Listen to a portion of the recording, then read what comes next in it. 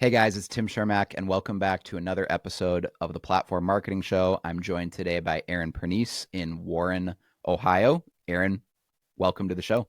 Thanks, Tim, for having me. I'm excited.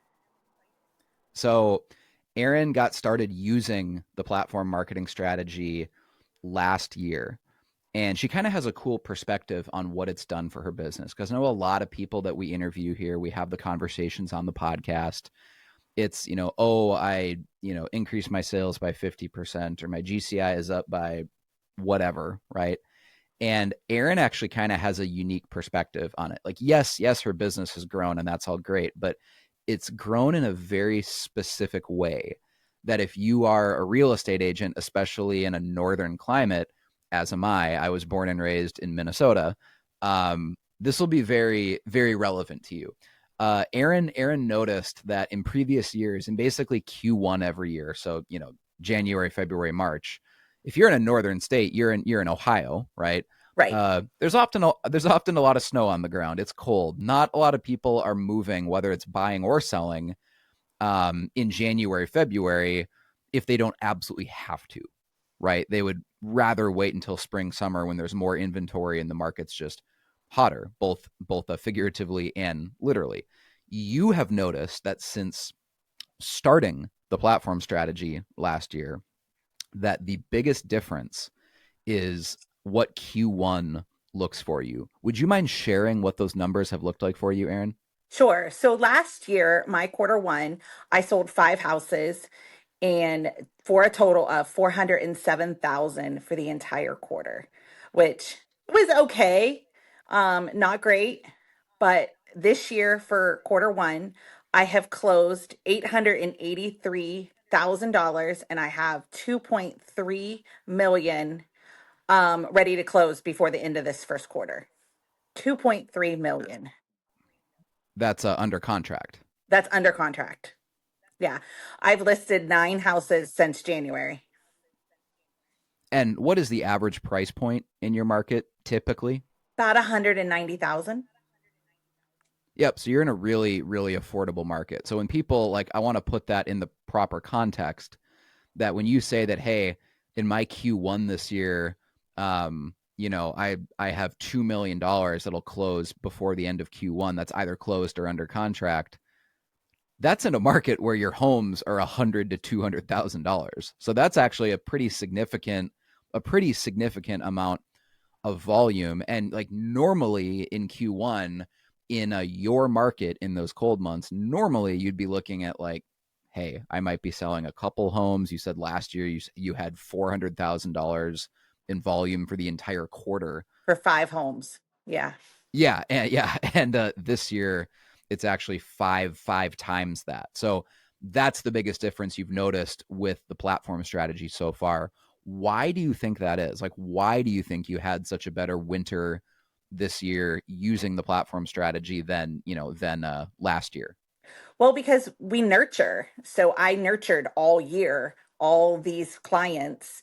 And when we were ready, we were ready. I mean, they weren't waiting. They saw me, they see the videos, they call me, they want to be on videos, they want their houses on these videos. And they just see me out and about in the community now. And platform has really done that for me. So you would say probably one of the most valuable things about this strategy is the listing videos. Absolutely. And the community involvement. I was already involved in the community, but people just didn't see it.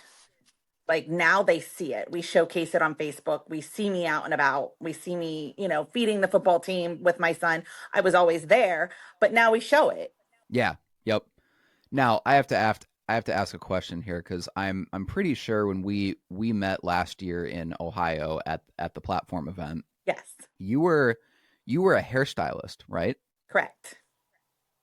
So that is crazy. I like literally the last platform podcast episode we just did. I recorded it this last week was with Jamie Fearing, and I didn't know this, but Jamie Fearing was also a hairstylist for decades before going into real estate. And now she has a really successful real estate So is business, Sandy and she Smith. connected with. Yes, I said she. I was going to say she connected with Sandy Smith at the mastermind, and they talked and became friends. And apparently none of them either mentioned that both of them were hairstylists. So like I Yes. was telling her and she was just like, no way. So I've now interviewed two people in a row for the platform podcast that went from being hairstylists to like, rock star realtors. So that's just totally, totally random. I'm going to blow your mind. I still work behind my chair 3 to 4 days a week. That's awesome. Okay. I still am in here. It probably helps your real estate business. I would imagine that you're just regularly in contact with people. It does. It does. Because, when Miss Betty is sitting in my chair and she's talking about like, hey, I'm going to put my mother-in-law in assisted living. What are we going to do with her house? Oh, will you come list my house? And, and it just kind of just like flows, and the trust is already there because I've done her hair for 27 years, and they watch my videos, they see me selling, they see me on the leaderboards in our company, and she's like, it's Right. just a natural thing. And I honestly, I don't even compete against anybody else because they see me, they know me. Yeah. They actually see the marketing and they see they they they they not only see the social media posts, I guess, but they see you're actively involved in the community, and the social media ads are just a reflection uh, of that. Because there's a lot of agents out there, right, that are quote unquote part-time agents, and Correct. they get a bad rap because usually when you hear part-time agents, because they have a normal job and they're doing real estate on the side, and maybe they sell 3 homes a year, 4 homes a year, or something like that. You're basically just full-time in both because you're making money in the salon, but you're also, I mean, like, how many transactions did you do last year as a realtor, Erin, total? 52 sides.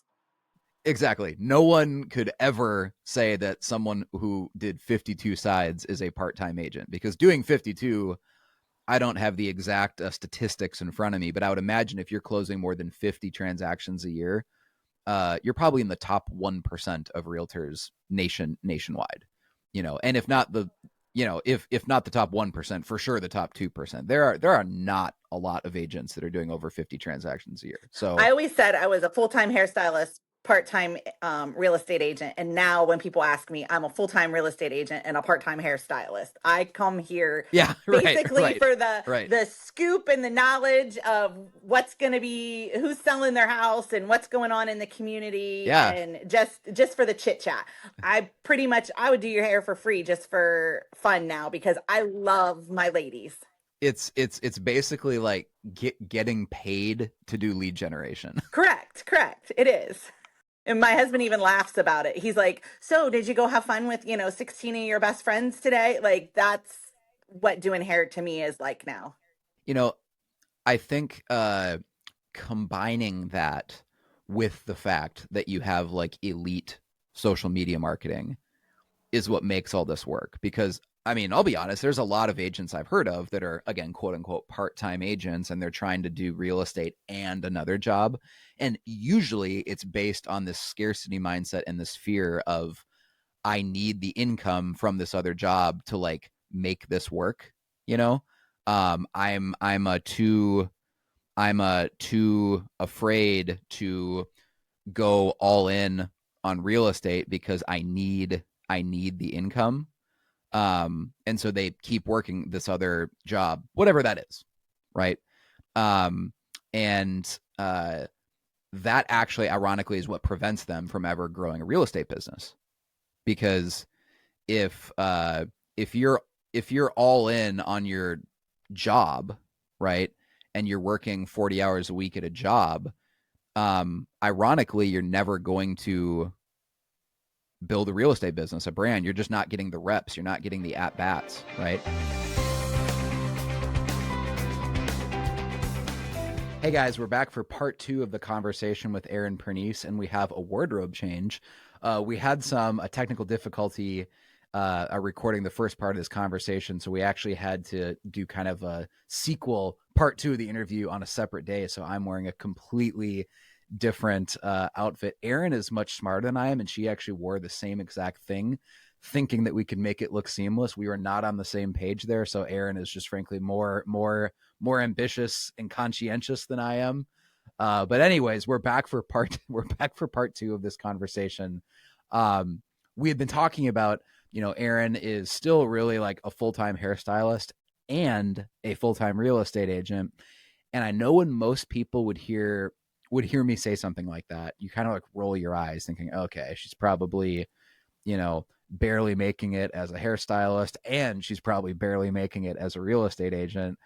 And it's actually completely false on both of those. She's crushing it as a hairstylist, and she also sold. You said it was over 50 transactions last year? 52. 52, yeah. So she's doing extremely well in her real estate career, but as we discussed, uh, she's using this kind of like occupation. I mean, how many days are you in the salon cutting hair? 3-4 days a week? 3 full, and then sometimes a Okay, half a day on Saturdays, but not every Saturday.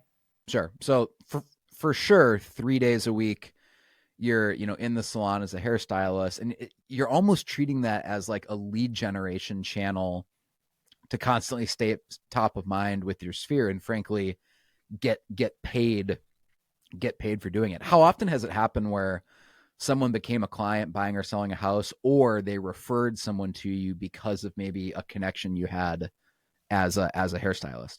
I didn't keep track last year, but in 2023, I had 35 transactions come out of my salon. Really? Yeah, 35 buyers and sellers. Wow, I'm almost like speechless right now. That's hard to believe. I was expecting you would say like 3 or 4 or 5, but no, 35. 35 in Um, 2023. okay, so I mean those relationships that you're forming with your clients in the salon are translating into a lot of business for your real estate career. But again, when you do real estate, like you aren't doing this from a scarcity mentality. That was kind of the point that we left on in part one of this conversation. Is most people who will pursue being a quote unquote part-time agent, because they're balancing some other job, it's because they need the income, and they're too afraid to leave the other job and go all in at real estate because they need that income, right? And that's a completely understandable spot to be in, especially in this economy, right? Where it's a really difficult time to build a business from scratch as a realtor. I wouldn't blame someone at all if they wanted to hang on to their, normal W-2 paycheck job while they slowly build out a real estate business. But eventually you're going to hit this spot where you have to go full time. And most people, frankly, aren't willing to leave the normal steady paycheck and go all in on real estate. So at most people are making this entire decision, it's framed in like a scarcity mindset, right? You have somehow completely shattered that paradigm because you're doing really well as a realtor, and you're like, no, I'm going to keep doing this because it's actually driving business for my real estate career. So there's no reason to quit. And in fact, it would probably cost you money to quit because of how much deal flow is coming from you maintaining your a book of business as a hairstylist. I mean, that's incredible. You're probably the first person I've ever talked to that clearly you're doing this, and it's like a net positive. I mean, it's actually driving business for you. Correct. I get more leads out of my chair than I get anywhere else, period.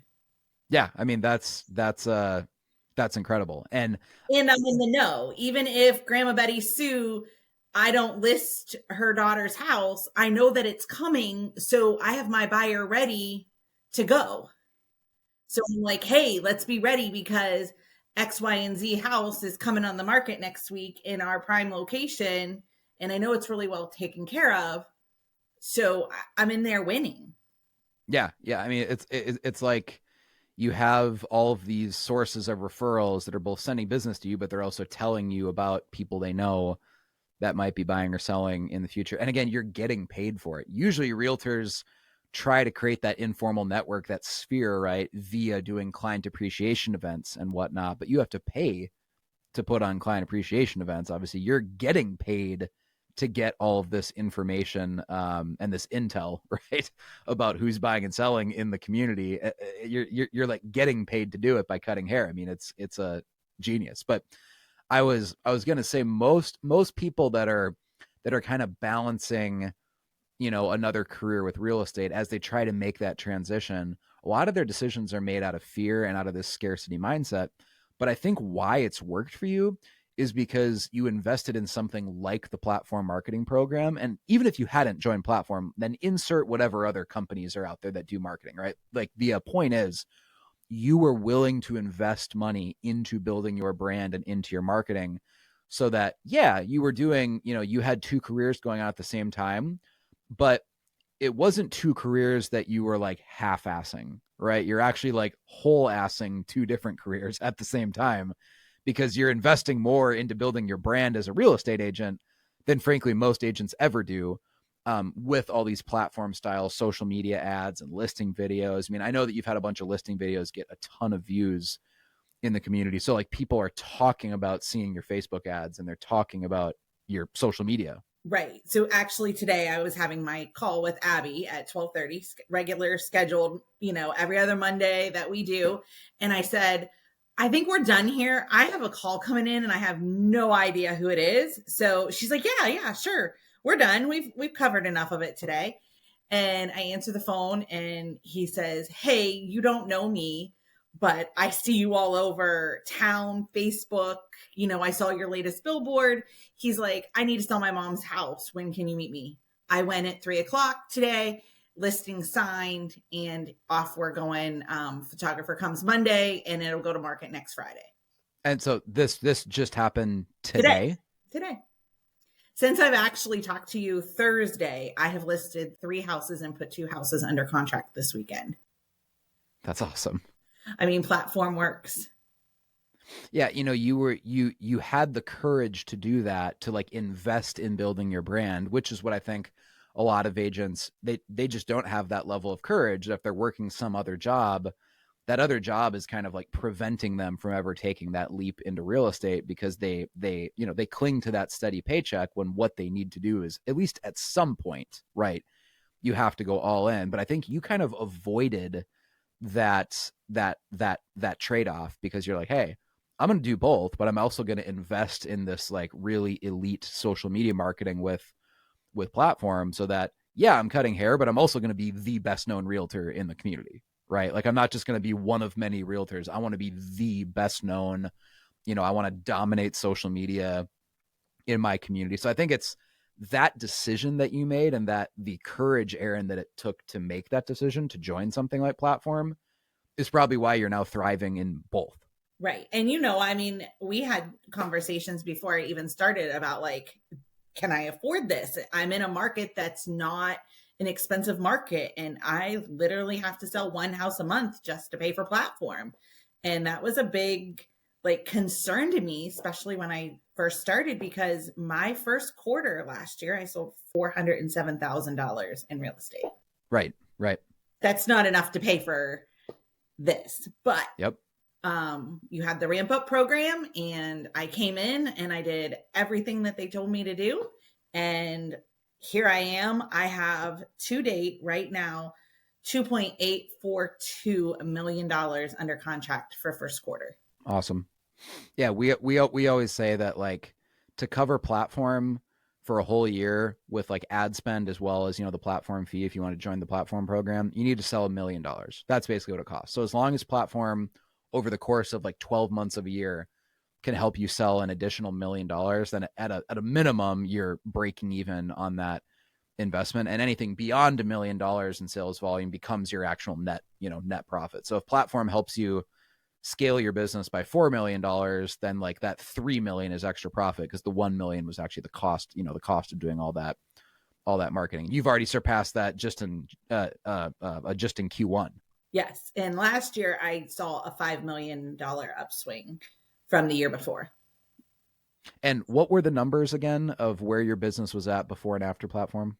So when I started in platform of 2023, or my 2023 numbers were 7.2 million. And then last year's 24 numbers was 11.7 million. Okay. So you almost hit 12 million then. Yeah. That's just incredible in a market where you're selling a lot of like $200,000 homes. Yeah, I had 4 homes last year that were under 40,000.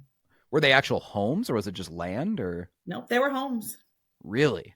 Mm-hmm. Wow. An investor bought them. An investor sold them. An investor bought them. turn around, put renters in them, and off they go. Yep. So your market, like, what would you say is the average house? 190,000. Okay, so right around 200,000. Mm-hmm. You had mentioned before, Erin, that there's kind of an effect that all this social media marketing is having in your community, where people are seeing you and they're like, "Oh, I saw your ads, therefore I'm calling you." Like you said, you had that phone call just today of someone who called you because they said, "Hey, I've seen your billboard, I've seen you on Facebook." Um, does that happen regularly? Is it happen because of one particular ad you're running, or what would you attribute that to, that people are recognizing you around the community? Well, I've always been around the community. I've always volunteered. My son plays football. He's played basketball up to this year. My husband's always coached the local baseball team for my son. So we've always been around the community and people know us, but like no one ever stopped me in the grocery store before and was like, "Hey, I loved seeing you jump in that pool," or "That house that you threw all those boxes at, that was so cool," or people that you don't even know are just smiling as they walk by. And like waitresses are like, "Hey, you're Erin, the realtor. Like, I love your new billboard." Or, like I never had that before. And now people, like, I feel like they think I'm more approachable, or maybe they didn't know if they could approach me before, but Yeah, no, now they see me out. So yeah, now they're doing it. I think it's really important what you just brought up, that you and your husband were already active in the community, because I think that's something that most of our really successful clients of platform, they all have in common, is that whether or not they had ever hired platform, they were already involved in their community. Like you said, your husband coaches some sports teams, or maybe it's you're involved in your daughter's dance, or you're really active at your church, or if you don't go to church, maybe you're super active in the local chamber of commerce or some sort of, volunteer organization or charity that you're involved with. Whatever you're involved in, I think the most successful real estate agents are just involved in their community, and then their marketing can just reflect that. Because if you're not involved in your community, then marketing becomes a lot more difficult, because then we actually have to just only talk about real estate. It's all about, hey, Erin's this amazing realtor and look how great she is at sales and marketing. And it really actually limits what we can talk about in the ads. And it kind of just seems pretentious, because you're just bragging about how great you are. But if you are really involved in the community and you love, highlighting local small businesses, or, your husband is coaching, youth sports, and you can mention that in your ads, then it kind of makes marketing a lot easier, because you can talk about the community without talking about yourself. Right. So like on Fridays, I always do Friday night football because my son is playing. So I always have the band, and his biggest cheerleader, and I just love Friday night football. That's like our thing. And win or lose, I mean, I'm my son's biggest cheerleader. And I always have like a whole blitz out there, and I'm beating the team, and you'll see me selling 50-50, or, the programs. And you wouldn't believe how many people are like, "Hey, I saw your video today," or, "Oh my gosh, did you see your sign?" Well, yeah, of course I saw my sign. I put it there. But, they're always like, "Hey, that's so great." Or, "Can I take a picture with you?" And I'm like, "You want a picture with me?" And I mean, it was kind of funny. Like, this guy just randomly wanted a picture with me because he saw me on a billboard and sees me out and about. Yeah. So it's like you really have achieved this kind of like local celebrity status with all of your, with all of your marketing. And I guess the kind of greater point I'm trying to make here is that using Facebook ads and social media, and even hiring a company like Platform, will certainly grow your social media. It'll be better if you hire a company like Platform than if you don't. But man, it is like a 10 times multiplier if you hire a company like Platform and you're already involved in the community. When we sign up new clients who join the platform and then they tell us, "Oh yeah, I'm really involved in the community, here's how," we're just kind of like, "Sweet, we just can't ready to get you set up," because we know that person is going to be really, really successful with Platform. Because it's not enough just to throw a bunch of money at social media ads if you don't have something worthwhile to say. But if you actually are active in the community, whether that's, football Friday nights, church on Sunday mornings, or you're involved in whatever volunteer organizations, right? And then your marketing is just a reflection of that. And it's talking about, hey, I love the pastries at such and such bakery, or hey, I love the lattes at such and such coffee shop, or I love grabbing a slice of pizza after, Friday night football games at such and such pizza place. Like, if your marketing is just a reflection of how deeply involved you are in your community, the marketing works so much better because you don't have to talk about yourself. You're actually talking about the community, and you just happen to be the host of all of these ads. Correct. Right. How many listing videos, Erin, would you say that you've done over the last year? Or sorry, are you shooting for one a month or one a week, or how many listing videos do you think you've done if you were to average it out? I probably did 30 last year, and I Okay. started in February. So you're definitely averaging more than one. You're actually averaging a couple listing videos every single month. Yeah. Abby asked me to do 2, and I personally try to hit 6. And are those always your listings? Or are you borrowing some of them from other agents, or? So last year they were all completely my listings. January I was a little slower, so I borrowed a couple this year.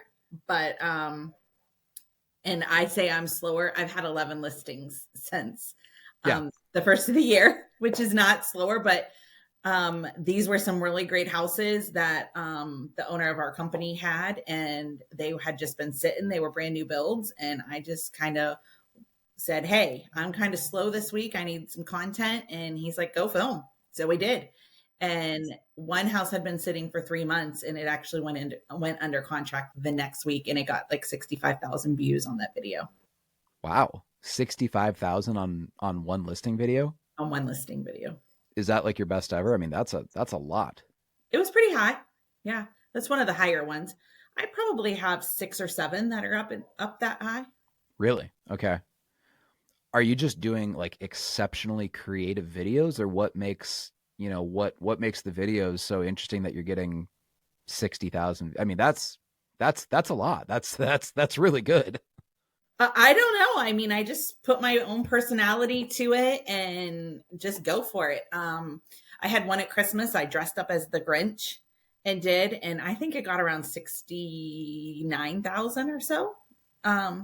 Video. Yeah, because most agents, if they're filming like listing videos at all, put it on YouTube, or they upload it to Facebook, and they might get 1,000 or a couple thousand video views, maybe, right? Often it's in like the hundreds, not even the thousands.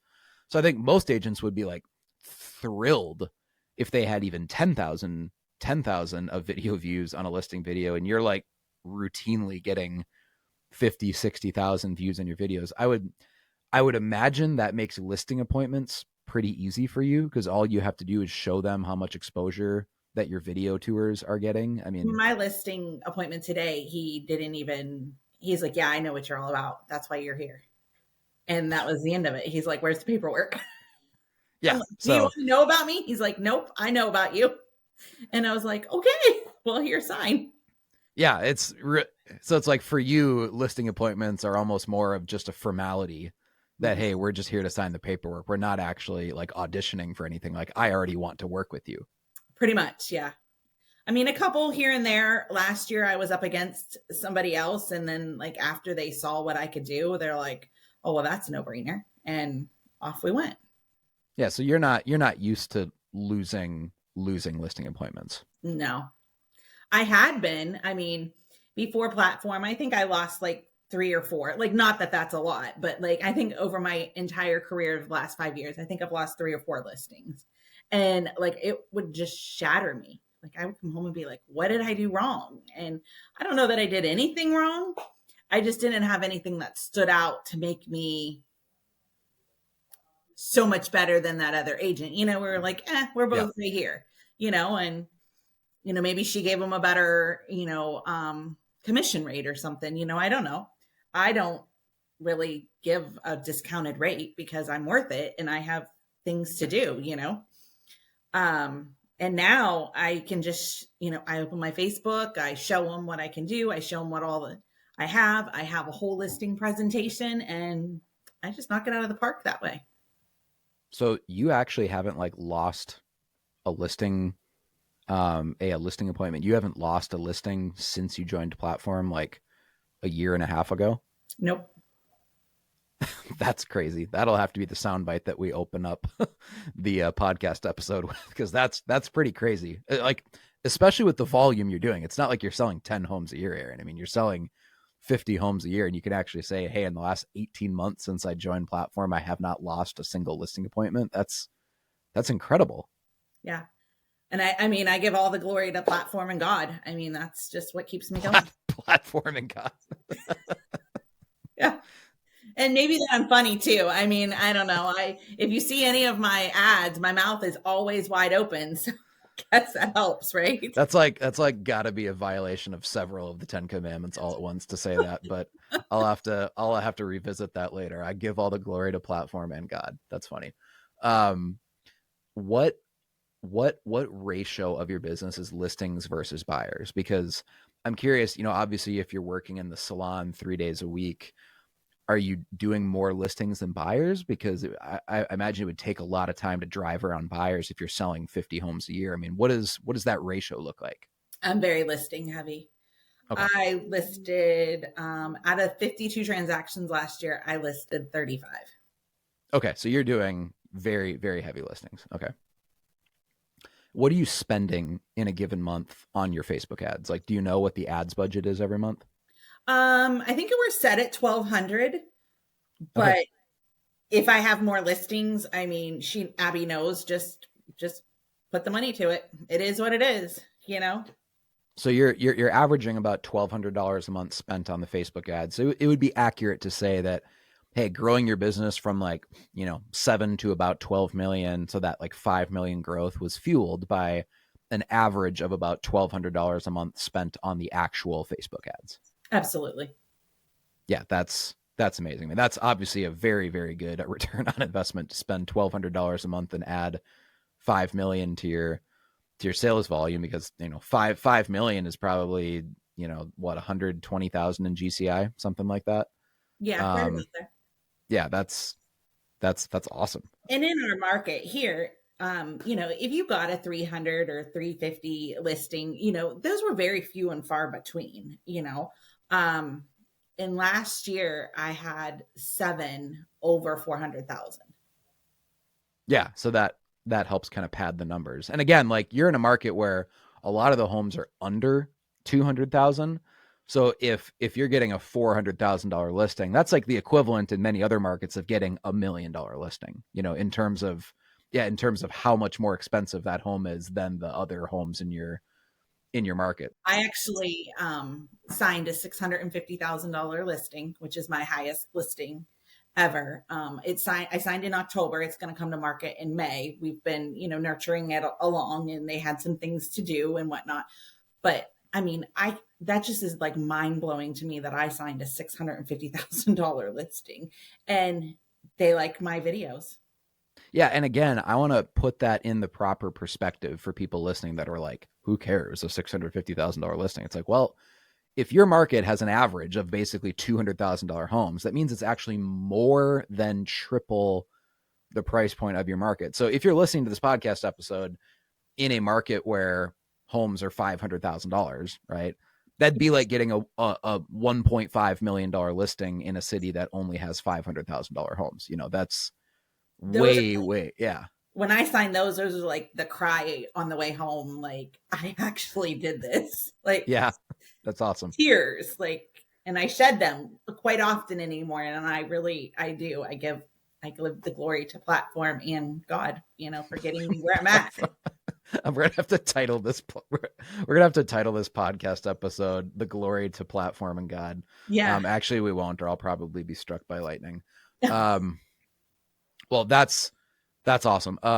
Erin, do you have a team? Do you have an ISA or an assistant, or what does like your business model structure look like? Is it just you? It's just me. Okay, so you're doing 50 transactions a year, um, cutting hair 3 days a week, and it's just you. I think that should be kind of like uh, a wake up call to people listening to this podcast right now. who tell themselves they don't have time to do what they need to do to grow their business, because most people are not working a normal job 3 days a week and selling 50 plus transactions a year. There's a lot of realtors listening to this that are stuck at the plateau of, 20 or 25 or 30 transactions a year. And they think they need to hire an assistant, or they think they need to hire an ISA, or they think they need to build a team or whatever. And it's like, I often hear kind of the sob stories like that. I'm like, I just don't know what you're doing with your time if you think you're that busy and you're selling 20 homes a year, because it's people like you that provide that frame of reference of like, hey, Erin is somehow selling 50 homes a year while cutting hair 3 days a week. Like, what are you doing with your time? Like, Right. And I mean, I'm still a mom. My son's 17. Of course, he doesn't need me as much because he drives and lives on my debit card, which is great. I mean, I guess when your mom sells 52 houses a year, you get a debit card at this yeah, age, let's go. right? But I am very active in whatever he's at. I never miss a game. I'm always in the stands, whether it be basketball, football, whatever, I'm there. I'm also a member of the Business to Business Club that we put on a small expo. It's actually this Saturday. I'm very, very involved in that. I'm very involved in book club. My husband and I have 13 rental houses, and I help him run his business. 13 rental houses. Mm-hmm. Is that all kind of near where you live, or are they spread out, or? Nope, they're all right here in our county. Okay. And you said you help your husband in his business. What does he do? My husband's a builder. Oh, okay. Cool. But unfortunately, his stuff never gets to market because they see his truck and they know what he's doing. And I have never listed one of his okay. remodels or builds because they never make it to market. So that's actually interesting, because I'm sure I'm glad you said that, because I'm sure there's a lot of people that would be listening to this podcast and they'd be like, oh, well, there it is. There's her secret. Her husband's a builder. She's just selling a bunch of her husband's inventory. It's like, nope. Turns out you've actually never listed any of your husband's homes for sale. So you truly have like a completely independent business, and you just happen to be married to a builder coincidentally.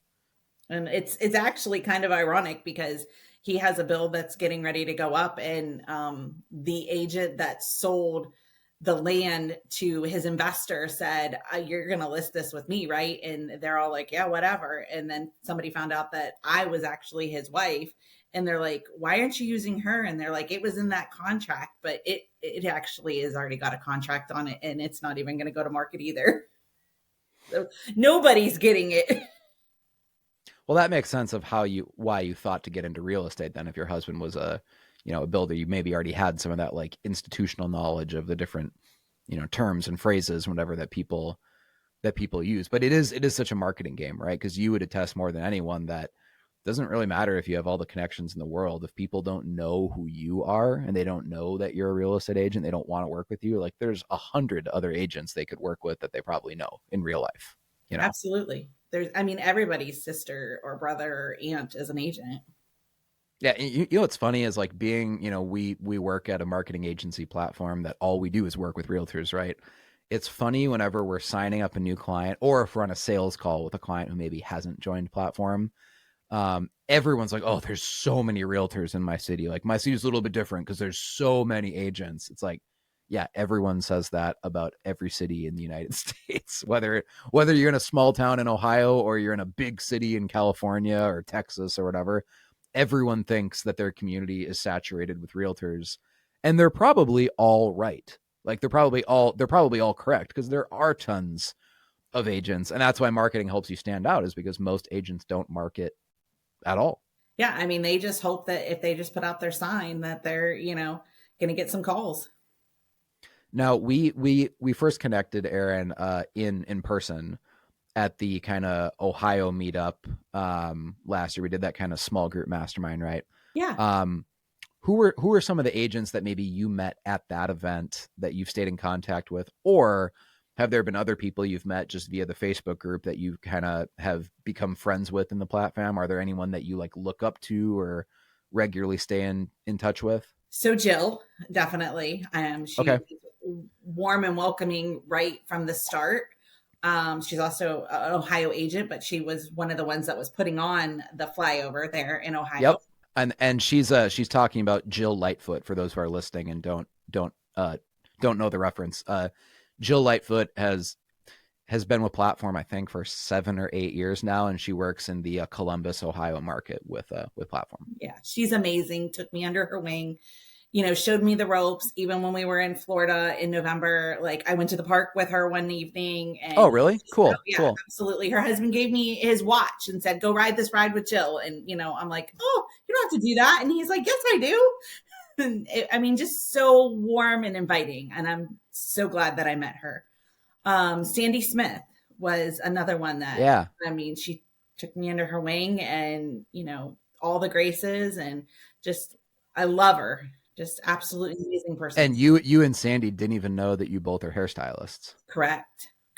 Yeah. Well, now you have a lot to talk about at the next mastermind or at the rodeo if you go to the rodeo this year. Yeah. Yeah. Sue Roberts was another one that I connected with and Okay. Yeah. a lot with, even in Florida again. So, but anybody and everybody in Platform has just been so amazing and, open arms, welcoming me in here, sit here. It's like no other group. More most people don't want to have you sit at their table because they're, self-conscious, or they don't want to share, a little bit of knowledge. But that's the great thing about this is like none of us are competing. We're here to share what we know. Right. Yep. So you mentioned Jill in Columbus, Ohio. Sandy is in Panama City Beach, Florida. Sue Roberts is up in Maine. Right. Kind of really, so these agents are all spread out. It's not even necessarily people you've met in Ohio, people from all across the country that you've kind of connected with. Yeah.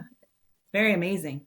I think what makes that community work so well, the fact that, when we use this cheesy cliche term like platfam, right, for platform family, what actually makes that work is the one agent per market rule that we have. Because if there were multiple agents in a market, let's be honest, human nature takes over.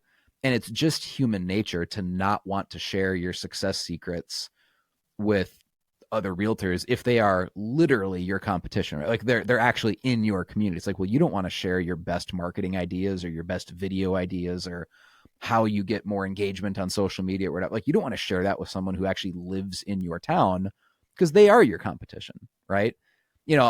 Frankly, I have no problem sharing what we're doing with other marketing agencies as long as they aren't real estate marketing agencies.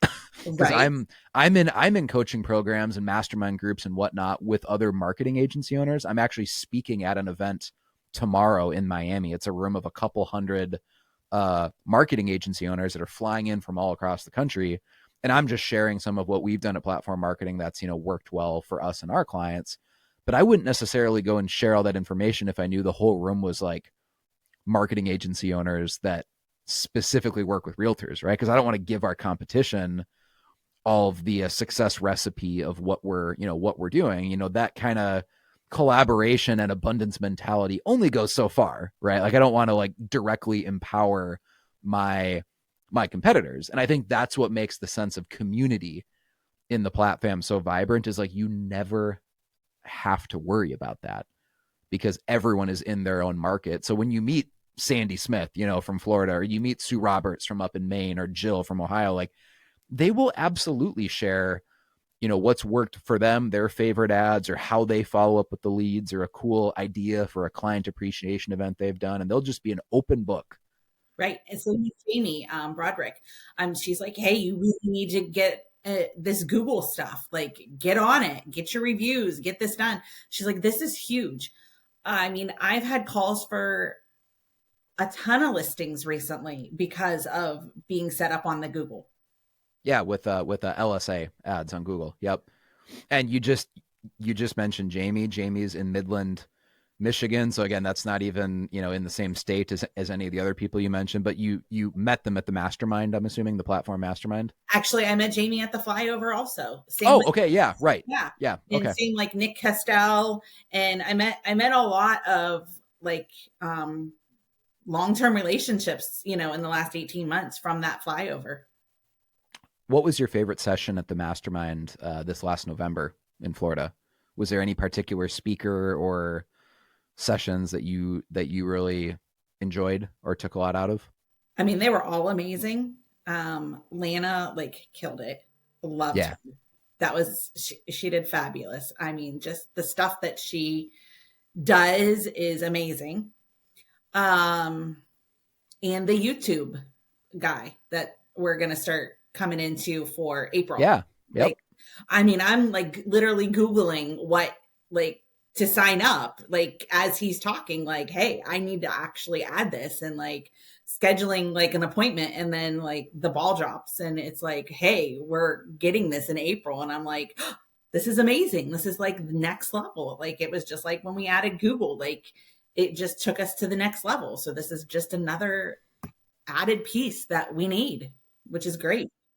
I I genuinely feel bad for realtors who have to compete against a platform agent that's in their community because we're, dominating Facebook for our clients' communities.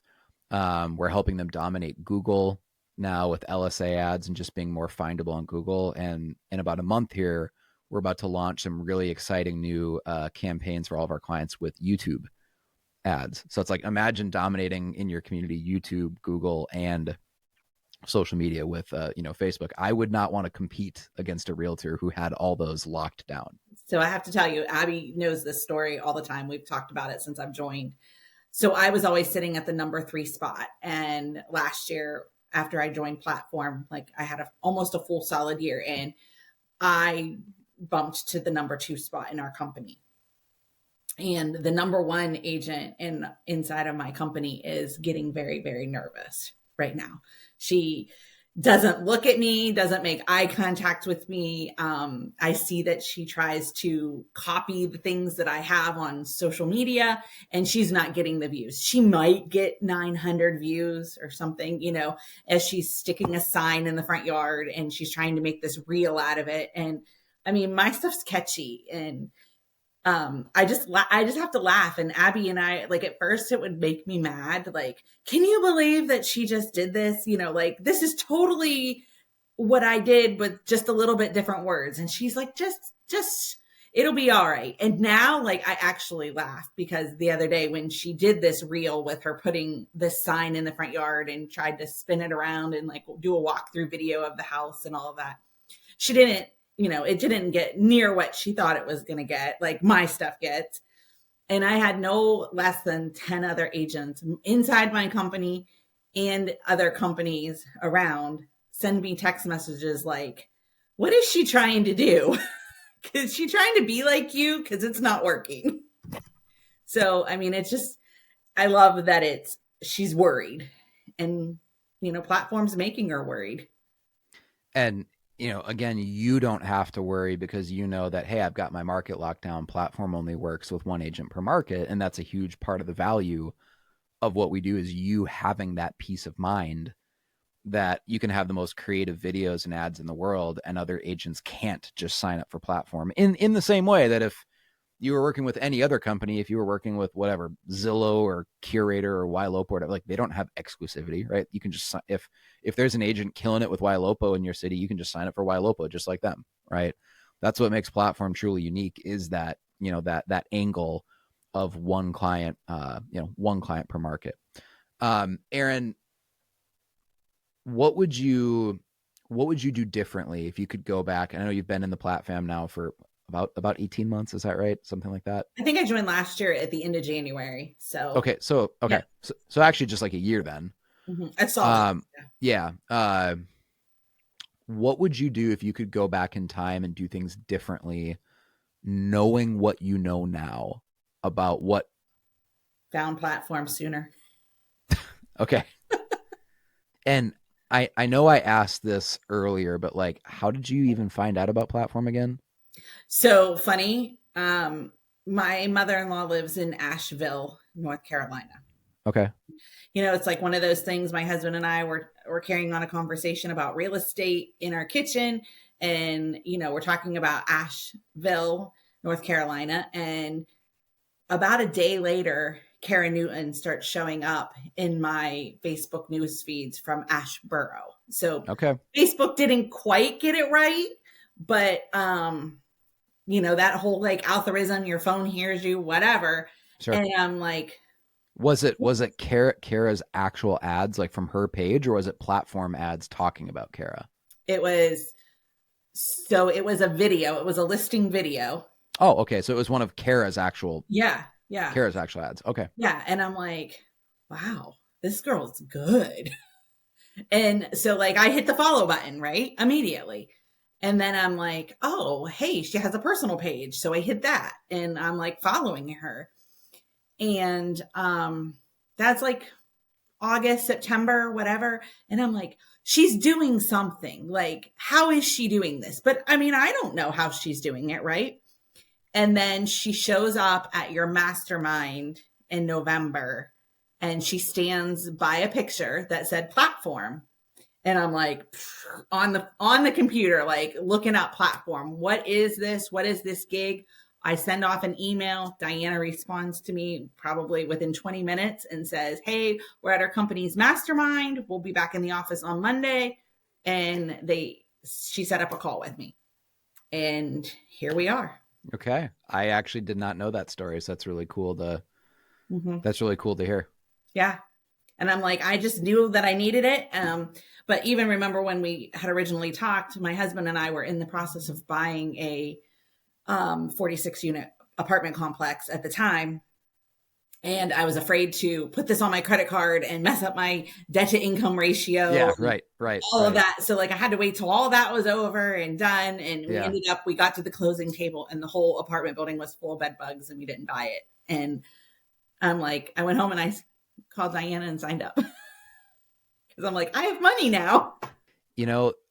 What's kind of wild is that someone is going to listen to this podcast episode, Erin, at some point in the future. And this podcast episode is going to be the reason that they sign up for platform. So you are going to be the Kara for some realtor out there who wants to grow their business. And this podcast episode is just going to hit them at the right moment in their life, the right time where they want to grow the business. And they're kind of like ready to hear, what you had to say. And like you are going to be the Kara for someone else that inspires someone to, give this a try and hopefully grow their business. So it's just kind of cool how that works. I mean, I really look up to her and watch her stuff and watch her movement. And I mean, she's really inspiring. Yeah. Yeah. So many realtors out there just do business as usual. They do the same things over and over again. They're just in kind of this routine where, just put a sign in the yard and, they're not really doing anything interesting with their marketing. So when someone comes along like Kara and just stands out, right, actually invests into their marketing, into their brand, into their videos, uses social media the way it's actually supposed to be used, put the social back into social media. You can't help but notice, right? Because most people don't do business that way. And that's why you're having so much success, is because people in your community are noticing that you are doing social media very differently than most agents in your community. And it's showing up in the results. You've grown from 7 to almost 12 million in sales volume in a year, I might add, where real estate is down, right? Most agents are down year over year. They're not up. So congrats to you. Thank you. I appreciate it. Thanks to you too. Erin, any last minute parting advice for someone who's listening to this, whether or not they're already working a platform or maybe they're just thinking they want to grow their business and they're not in the platform formally? What advice would you share with them about what they need to do differently this year to finally grow their business? If they're not in the platform, join. I mean, it's been huge for my business. If you are in the platform, I mean, get out there. Do what your account manager is telling you to do. I can't tell you that I call my damn leads because I don't call my damn leads. But I do respond to them if they're responding to me. I do absolutely. I closed 7 last year from just my lead source through. Yep. So it does work. But I would say, listen to what your account manager says. If she says that she wants you to do X, Y, and Z, do it. go visit that local place, go, batch your stuff, whatever. It's been beneficial. Just take more action. Yeah, absolutely. I mean, Abby has never had to ask me for something. I always have it in. Actually, today she told me I had 6 weeks worth of content, like already there, ready for her. That's great. Erin, this has been wonderful. Your story is going to inspire a lot of people, and hopefully your business continues to grow even more. So thank you for your time, and guys, we'll see you on the next episode of the Platform Marketing Show.